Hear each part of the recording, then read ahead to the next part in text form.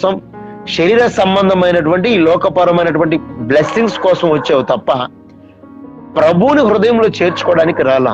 ప్రియులారా గమనించండి, ఈ లోకపరమైనటువంటి బ్లెస్సింగ్ కొంతకాలమే. ఆర్థికపరమైనటువంటి విషయాలు నువ్వు లోకంలో ఉన్నంత వరకు మాత్రమే. కానీ యేసు ప్రభుని నమ్ముకున్న నీవు హృదయంలోకి యేసు ప్రభుని తీసుకుంటే, పిలుచుకుంటే, ఆయన నీ లోపటికి వస్తే ఆయన నీ జీవితంలో చేసే కార్యములు అనేకములు. మరి ఈరోజు నువ్వు యేసు ప్రభు దగ్గరికి వస్తున్నావు, కానీ యేసు ప్రభు దగ్గర ఒక స్థిర తీర్మానం కలిగి ఉంటున్నావా? అనేక మంది వస్తారండి, అది అంటారు చూడు, పందులు మంద వస్తా ఉంటుంది చూడు, 2000 శానా దయ్యాలు 2000 శానా దయ్యాలు ఒకళ్ళలోనే ఉన్నాయంట.